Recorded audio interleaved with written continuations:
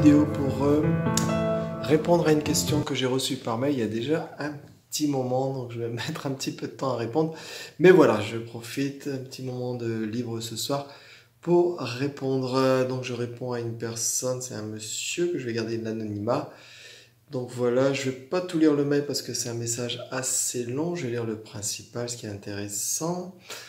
Toujours en lien avec la spiritualité, avec la reconnaissance du soi, vers la réalisation, l'éveil, toutes ces choses-là. Hein. Donc il y a des gens qui s'interrogent, qui commencent à introspecter, à sortir du monde des apparences et à regarder réellement en soi ce qui est. Hein.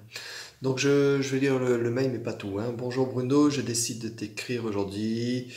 Il semble qu'il me faille bientôt reprendre le travail. Et oui, le confinement progressivement va se finir. Et que quand on travaille, il y a en général, pour moi en tout cas, beaucoup plus de fatigue et beaucoup moins de temps libre. En tout cas, cette période de confinement aurait été pour moi une bénédiction. Je m'excuse de dire cela, entre parenthèses, je m'excuse de dire cela en pensant à tous ceux qui ont été touchés par la maladie. Oui, il y a beaucoup de personnes touchées par la souffrance et beaucoup de familles en deuil aussi. Avec ou sans le coronavirus, tout le temps, tout le temps, tout le temps. En tout cas, cette période de confinement aurait été pour moi donc une bénédiction qui m'aura donné énormément de temps pour me poser intérieurement. Ben voilà, c'est une invitation à se poser, à déposer les choses. Et aussi en mouvement grâce à tes vidéos de Qigong en direct. Et ben voilà, mais merci de ta présence au live. Vraiment, je ne saurais jamais assez te remercier pour cela. Bah, merci. Merci à toi pour ce message. Il y aura pour tout le monde un avant et un après confinement. Et bien pour moi, ce sera un avant et un après Bruno. Merci. Merci, c'est gentil. Enfin, je vais continuer Qigong, bien sûr, et je pense que je vais m'abonner et suivre pas à pas les enseignements. Voilà, donc le site est en construction, j'espère le mettre en ligne. Je passe aussi par un prestataire parce qu'il faut un système automatisé, enfin bref, c'est de l'informatique. Donc j'espère qu'il sera en mai, peut-être fin mai en ligne pour l'enseignement du Qigong pas à pas. Donc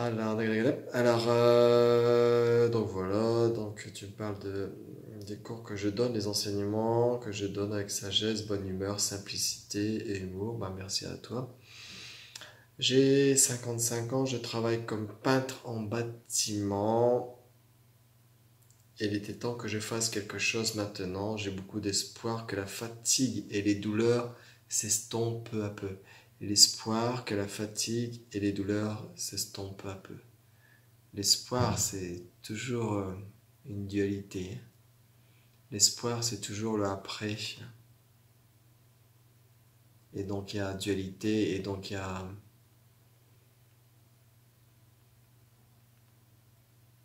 a quelque chose qui n'est pas complet maintenant. Donc, forcément, tu as des douleurs, tu espères qu'elles disparaissent, hein, parce qu'avec ton métier, oui, j'imagine.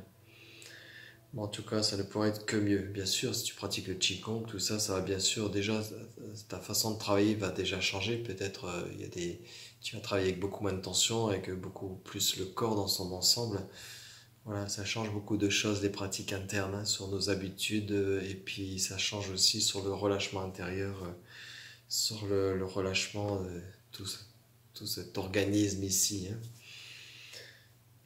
Sinon, je suis aussi beaucoup tes vidéos sur l'éveil. Donc, il y a une playlist qui concerne l'éveil, la conscience pure. J'aime ton approche et tes paroles me touchent. Il n'y a que toi qui te touches de toi-même. Hein.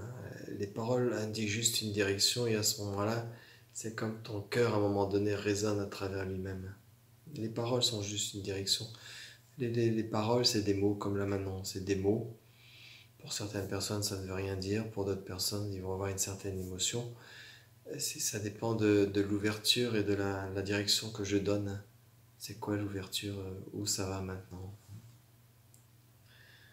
Je ne me lasse pas de celle avec les oiseaux, avec pour titre La peur de l'éveil. Oui, ça c'est une grande vidéo que j'ai faite. La peur de l'éveil, ça c'est peu de temps après mes expériences en Chine. Et je voyais que partout autour de moi, dans mon entourage, les gens qui me connaissent, et ils ont vu un grand changement. Et c'est comme il y a une peur, dès que je parle de ça, ou dès que les gens commencent à s'intéresser à ça, il y a comme une peur, la peur de l'éveil ou la peur de ce monde spirituel ou peut-être sectaire ou qui retourne la tête et tout ça. Donc il y a comme une peur d'aller vers ça, hein. Donc ça j'ai remarqué, on leur dit ah mais il y a un trésor incroyable en vous et les gens ils écoutent mais oh là là ça fait peur là ce qu'il dit. Donc voilà, la vidéo s'est faite toute seule, la musique est arrivée tout seul, tous les mots sont venus tout seuls, hein. Il y a rien d'écrit avant. Donc voilà, ça c'est la peur de l'éveil. En plus, il y a des super images d'oiseaux. Voilà, ça exprime bien la liberté, ça exprime bien tout ça. Je me sens aussi proche de quelques autres éveillés en même temps. Hmm, est-ce que je suis éveillé? Je n'en sais rien. Euh, J'essaie de ne pas trop mélanger les approches, même si la finalité reste la même. La direction reste les mêmes. Toutes les personnes qui ont eu des expériences d'éveil, tous les mots dirigent vers la même chose. Après, il y a des personnes qui sont réalisées, parce que l'éveil, c'est pas une réalisation, l'éveil, c'est une découverte de soi. Pendant différentes expériences, il y a un éveil, il y a une réalité qui est là, intangible, mais derrière tout ça, il y a une réalisation, où là, c'est vraiment l'éveil complet, hein. Et ça concerne quelques personnes, toutes les personnes comme moi qui font des vidéos d'éveil, qui font comme ça des choses en lien avec l'éveil. On va dire voilà, j'ai eu des expériences d'éveil, il y a quelque chose qui change radicalement à l'intérieur, euh, mais c'est pas pour ça qu'il y a comme le niveau de Nisargadatta ou peut-être de Muji, où voilà, il y a une réalisation derrière, hein. Il y a comme un effacement progressif des illusions dans la dualité. C'est dans la dualité que ça fonctionne le mieux. Donc tu parles de Nisargadatta qui te parle beaucoup, bien sûr. Nisargadatta, t'as marqué Dagatha, mais c'est quoi? Je pense que c'est Gadatta. Nisargadatta, c'est quelque chose qui m'a beaucoup, qui a beaucoup approfondi derrière après les expériences.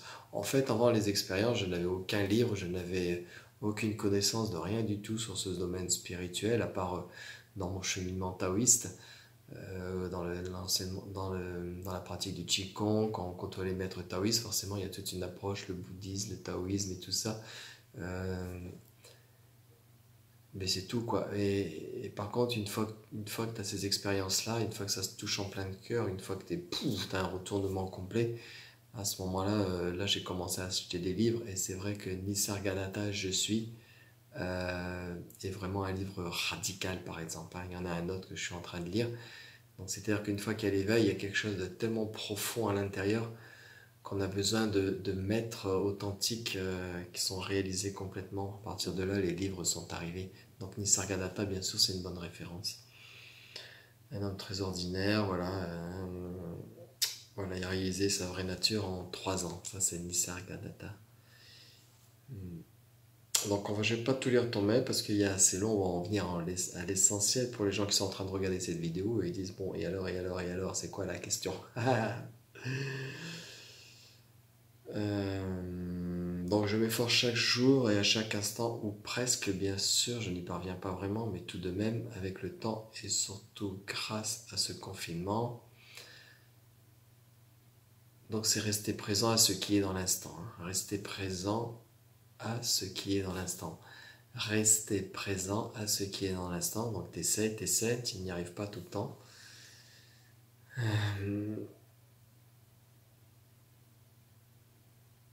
Donc tu dis avec le confinement, le mental est de plus en plus paisible, tu as plus de temps, hein, pour essayer d'être à l'écoute de cette présence. Il en résulte une paix, parfois teintée de joie sans cause. Oui, bien sûr, c'est une joie sans cause. La joie qui a une cause, elle partira avec la cause. Parce que la cause partira, c'est un mouvement. Mais la joie sans cause, c'est ça la joie même. C'est une joie sans cause, qui n'a pas besoin d'être joyeuse.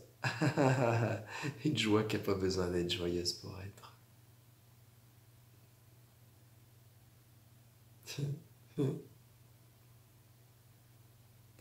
Donc tu dis, il en résulte une paix parfois teintée de joie sans cause. Donc ça, c'est quand tu essaies d'instant en instant de rester présent dans ce qui est là maintenant. Oui, oui, oui. D'autres fois, il y a de la tristesse et de l'ennui, bien sûr, mais tu es aussi présent à la tristesse. Des frustrations aussi, mais bien sûr, c'est quoi le problème avec la tristesse ou les frustrations?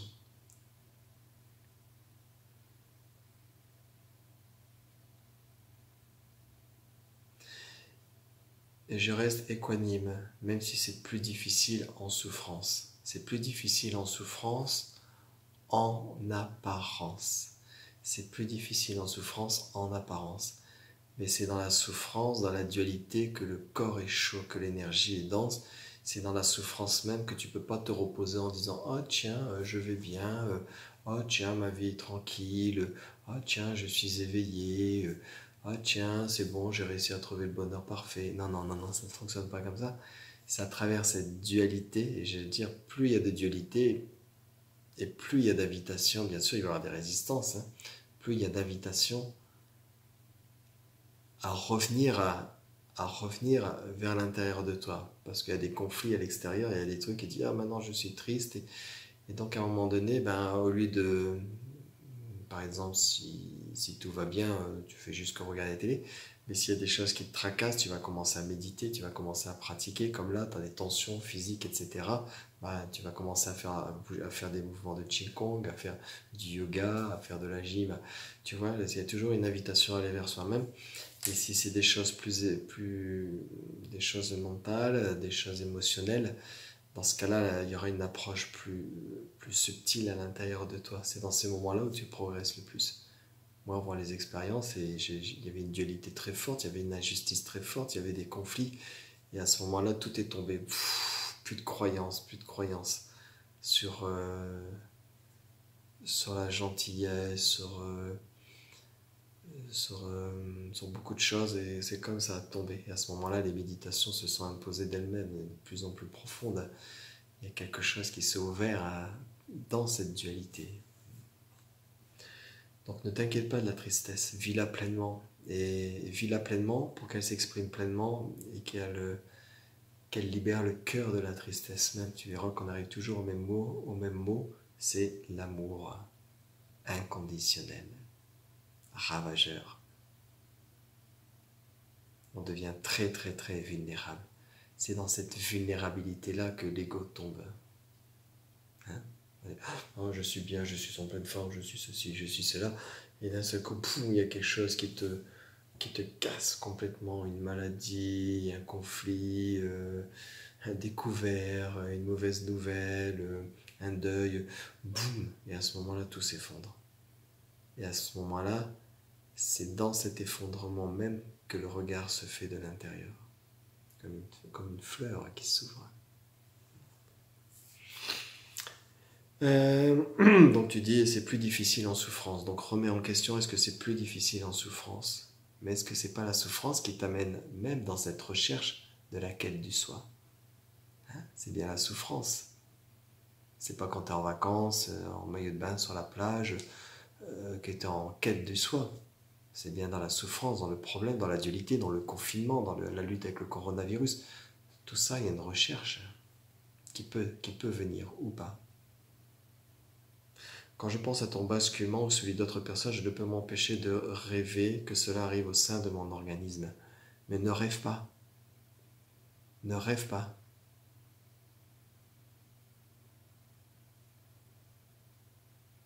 Donc bien sûr, tu dis je rêve, mais rapidement je stoppe parce que je sais que c'est le mental qui m'entraîne. Oui, parce que tu vas rêver de l'éveil comme un nouvel objet à attraper, un nouvel objet qui pourrait te défaire de ce qui est maintenant.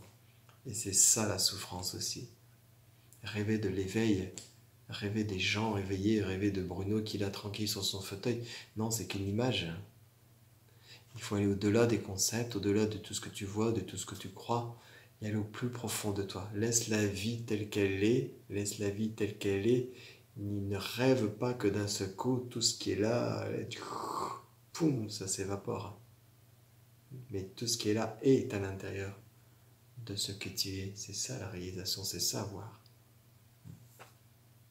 Parfois, je suis frustré, mais content de moi parce que j'estime pouvoir faire beaucoup plus d'efforts. On y arrive. Je regarde des vidéos, je regarde des films, je lis, je joue à la pétanque, je ne peux m'empêcher de penser que je perds un temps immensément précieux. N'en fais pas un problème.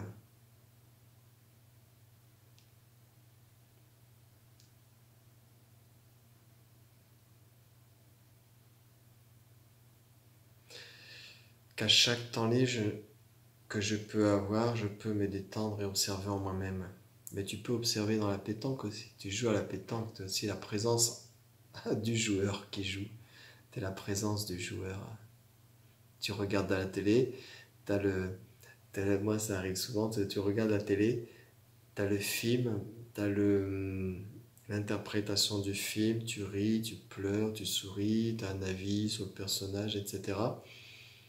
Et puis en fait, tu es juste la présence du mécanisme du film et tout ça. Tu n'es ni le film, tu n'es ni la personne qui regarde le film, tu es l'ensemble de la scène. Donc chaque scène, tu es la présence. Comment, quoi d'autre? Donc ne refuse pas l'activité de ta journée.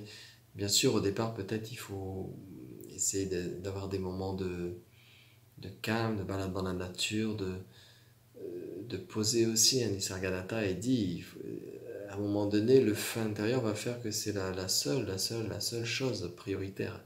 Mais elle est déjà en toi. Tu n'as pas besoin de l'activer. Maintenant, en voyant tes mots, tes phrases, ton mail ici, le feu est déjà à l'intérieur. Tu pourras rien faire d'autre.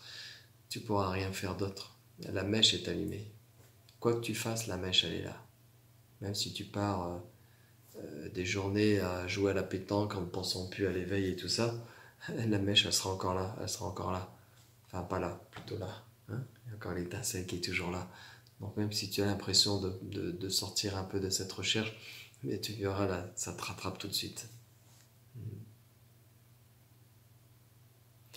Regarder les mécanismes du mental égotique et revenir à ce que je suis, ce que nous sommes. Oui, voilà, il faut regarder. Regardez, je tire ou je pointe. Regardez le regard même. Regardez le regard même. Regardez ce qui est en train d'être fait maintenant. Regardez, c'est l'action même, l'action avant le sens de regarder.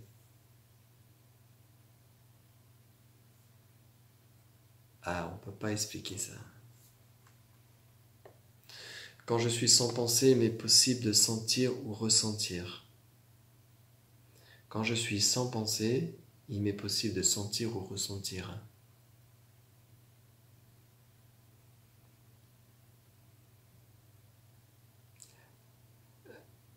Sans pensée, tu es à l'écoute de ça. Avec des pensées, tu es à l'écoute de ça. Donc les pensées ne sont pas un problème. Plein de pensées, l'écoute est là. Aucune pensée et l'écoute est là. Mais il y a comme quelque chose... on a l'impression que cette écoute, elle commence à résonner vers elle-même. Il n'y a plus de direction des pensées.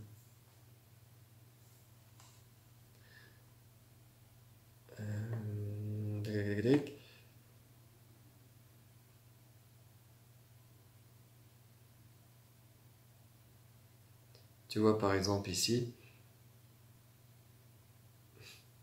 il y a l'action de lire ton mail, mais il y a quelque chose qui est complètement posé maintenant. Il n'y a même plus un mot qui sort, il y a quelque chose qui est complètement ici maintenant. C'est comme...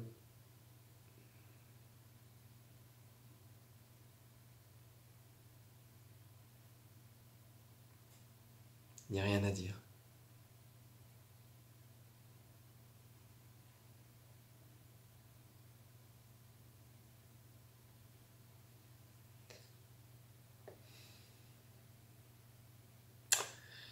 Alors, quand je suis sans pensée, il m'est possible de sentir ou ressentir, je ne sais si les mots sont exacts, une présence sans personne. Oui, c'est un peu ça, mais ne cherche pas à le définir, hein. Tu verras qu'à un moment donné, c'est indéfinissable. C'est juste tellement différent de la présence avec le mental. Ça me vient en lâcher prise, un peu comme entre l'état de veille et de sommeil. Ça me vient en lâcher prise, un peu comme entre l'état de veille et de sommeil. Mais ça ne dure que très très peu de temps. Donc si c'est quelque chose qui arrive et qui part, ce n'est pas encore ça. Parce que d'une façon ou d'une autre, le mental réapparaît. Alors observe où il apparaît et où il disparaît. C'est dans ce point de jonction. Tiens, le mental disparaît. Tiens, le mental réapparaît. Le mouvement n'est pas important. C'est l'œil qui voit ça. L'œil qui voit, le mental apparaît, le mental disparaît. Est-ce que l'œil change? Est-ce que l'œil, quand le mental apparaît, est-ce que l'œil il est comme ça et dès que le mental disparaît, l'œil il est comme ça? Si tu regardes ça.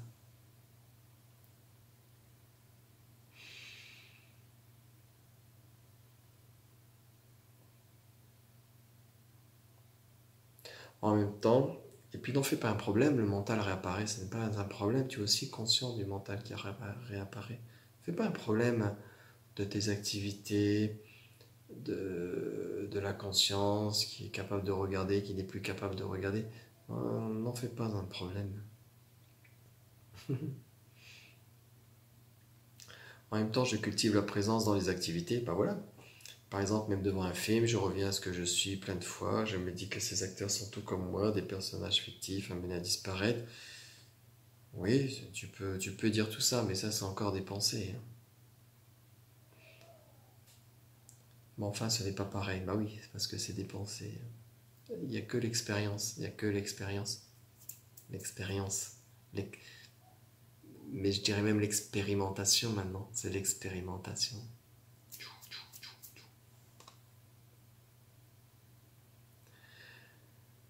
Faudrait-il que je me fixe un temps où je me pose à chaque fois qu'il m'est possible de le faire? Plus de télé, plus d'ordi. Ça dépend de ton feu intérieur. Moi, à un moment donné, mon feu intérieur, tout était éteint ici, hein. C'était méditation tous les soirs, hein.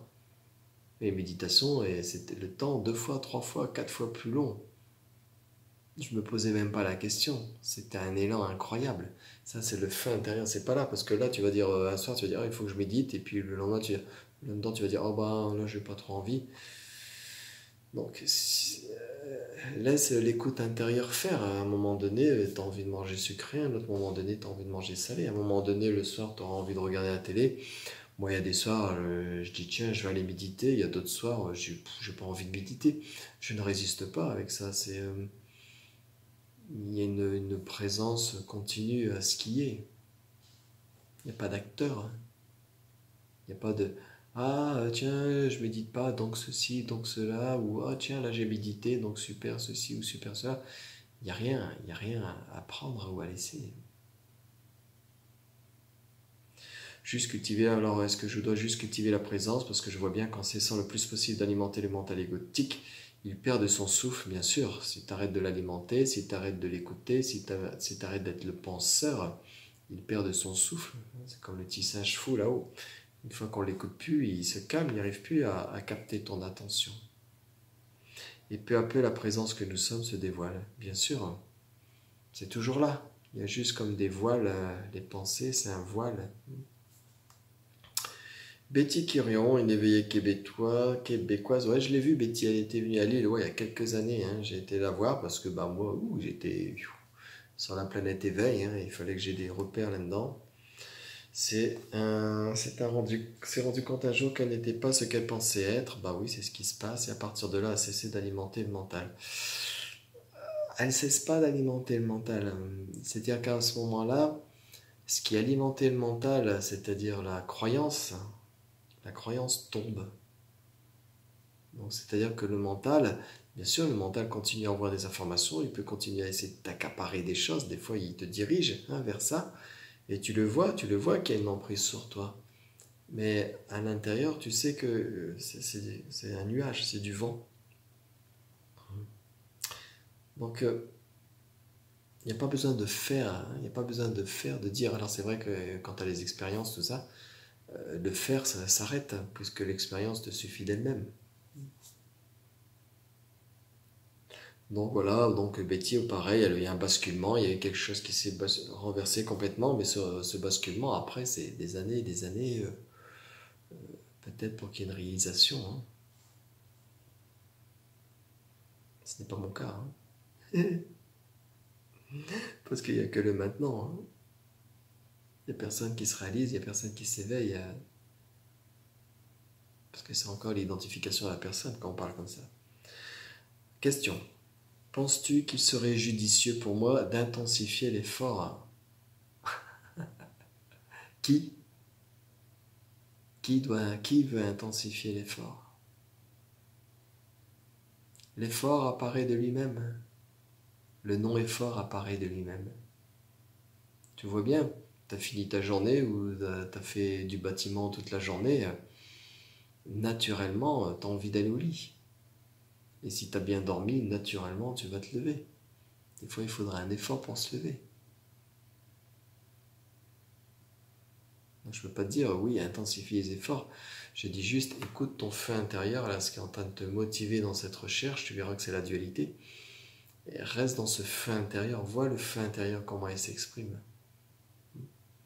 Donc tu peux te faire des moments de méditation ou de promenade en pleine nature, toujours en rapport avec ce feu intérieur, bien sûr,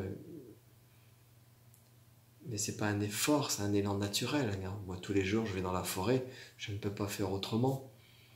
Il n'y a pas d'effort, c'est un élan naturel. C'est peut-être un peu idiot comme question, mais ça me taronne. Non, c'est pas du tout idiot, c'est une question qu'on se pose beaucoup. Est-ce qu'il faut faire des efforts? Est-ce qu'il y a quelque chose à faire? Mais la réponse n'est pas importante, c'est qui, qui doit faire des efforts? Tu verras qu'à un moment donné, si le feu est de plus en plus dense, tu auras envie vraiment de poser dans la méditation. Tu vois, par exemple, moi, avec le décès de ma maman, il y a des choses qui s'agitent à l'intérieur, et émotionnel, il y a le manque qui arrive, et il y a comme, en ce moment-là, waouh, là, c'est une invitation à l'amour, c'est une invitation à la présence, c'est une invitation à la méditation, tu vois, parce que ça se fait comme ça. Voilà, j'avais vraiment envie de t'écrire, j'espère ne pas avoir été trop long, non, c'est pas grave. J'imagine que tu dois aussi gérer le temps, qui n'est pas aussi toujours facile de contenter tout le monde. Ça se fait, franchement, il n'y a pas de... Ça se fait, franchement, ça se fait. Les choses se font, c'est ok. Les choses ne se font pas, c'est ok. Il y a... Ça se fait, ça se fait à l'intérieur de ce que tu es. Encore un immense merci à toi, Bruno, pour tout ce que tu nous apportes vraiment du fond du cœur. Merci infiniment, et je garderai ton anonymat. Voilà, donc la question c'est, serait-il judicieux pour moi d'intensifier l'effort? Il y a déjà quelque chose qui est en route. Garde ce feu intérieur s'alimenter de lui-même dans l'écoute de la dualité, de ta journée de travail, de tout ce que tu fais dans ta vie. Ce feu intérieur, tu vas remarquer que ce feu intérieur est toujours là. Et à un moment donné, peut-être, il y aura ce besoin de te mettre en retraite, ce besoin de t'isoler, ce besoin de... Ça va se faire naturellement. Quand je suis revenu de Chine, après les expériences, il y avait quelque chose de naturel. J'étais en dehors de la vie, je restais dans la nature, dans les champs, tout seul. C'était quelque chose qui appelle encore maintenant, peut-être différemment. Mais voilà, maintenant il y a une sorte de non-effort. Il y a toujours une recherche, pour ma part en tout cas, il y a toujours une recherche de cette présence du maintenant. C'est-à-dire qu'on ne recherche pas la présence, on est la présence, mais il y a comme à l'intérieur de ça. C'est pas quelque chose qui se déroule horizontalement dans un temps, c'est quelque chose qui se vit dans cet instant et qui s'approfondit. Voilà. Et puis il y a encore des choses qui brûlent, il y a encore des tensions, entre guillemets, des émotions fortes, des soucis, des problèmes, tout ça c'est encore là, les 10 doigts des soucis c'est encore là, mais on a l'impression que tout ça dirige toujours vers ce feu intérieur qui brûle, qui brûle, qui brûle, qui brûle. Donc il y a de moins en moins d'emprise. En fait c'est la vie qui nous donne cette opportunité d'aller vers nous-mêmes. Donc quand l'effort arrive, c'est qu'il doit être là. Pas que la personne, le je s'approprie. Maintenant je vais faire des efforts, maintenant je vais m'éveiller, maintenant je vais sortir de la souffrance, maintenant je veux ceci, je veux cela. Il faut faire attention à ce jeu. Voilà, on a 30 minutes de vidéo. J'espère que voilà, cette réponse te suffit. Je te souhaite une bonne soirée, merci pour ta question, c'est gentil. Et voilà, si vous avez des questions sur le cheminement, sur des choses qui vous interpellent de l'intérieur, n'hésitez pas à partager. Je répondrai au mieux par rapport à l'expérience, le parcours que je suis, malgré moi, dans la découverte du soi. Bonne soirée à tous, merci de votre attention, bye bye, et peut-être à bientôt au cours en live tous les jours à 10 h s'il ne pleut pas dehors. Allez, bye.